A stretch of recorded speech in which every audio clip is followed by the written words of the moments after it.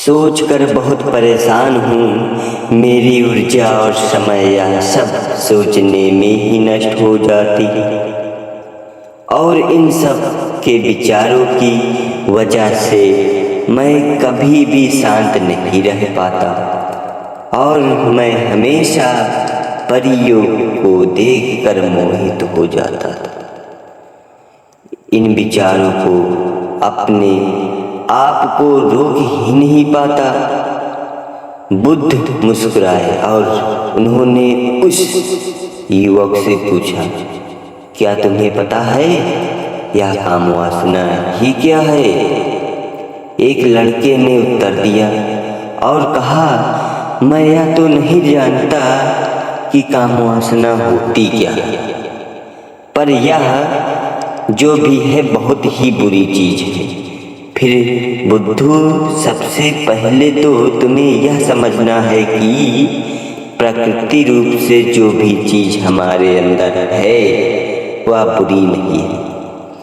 हमारे जीवन में उसकी कुछ न कुछ जरूरत है।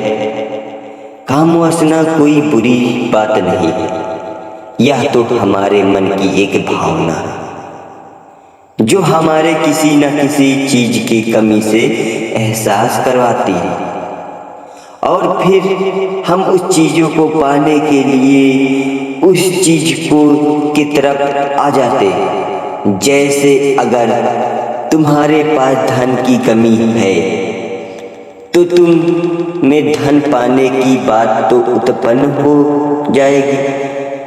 तो बात ना कुछ और नहीं, बस एक प्रकार की कमी है जो कि प्रकार की जरूरत एहसास है, और जब जरूरत शारीरिक हो तो हम इसे काम वासना का नाम दे देते।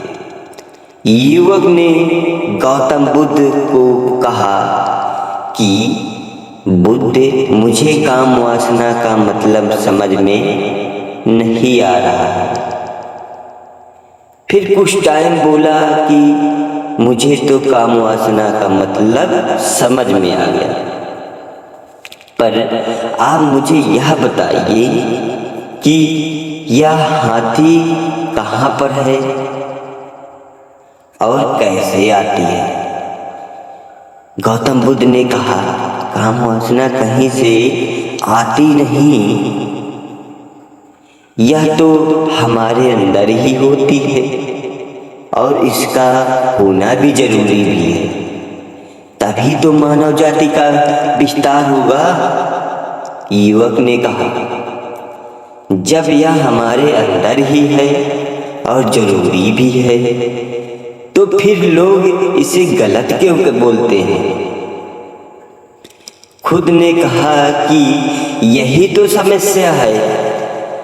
लोगों ने काम वासना को गलत तरीके से सोच लिया कि सच करते हैं काम वासना गलत है, बल्कि काम वासना गलत तरीके से प्रयोग गलत बात है। लोग जिससे प्रेम करते हैं बस उसी के लिए जीने लग जाते हैं, उसे पाना ही बना लेते हैं और उसी के बारे में हमेशा सोचते रहते हैं, पर यह गलत है। उसने युवक से कहा, क्या तुम्हें पता है जानवरों में भी काम वासना होती है? जानवरों में भी काम वासना होती है, क्योंकि जानवर भी तो आखिर अपनी पीढ़ी को आगे बढ़ाएंगे। बुद्ध ने कहा, तो फिर हम जानवरों की काम वासना को गलत क्यों नहीं कहते?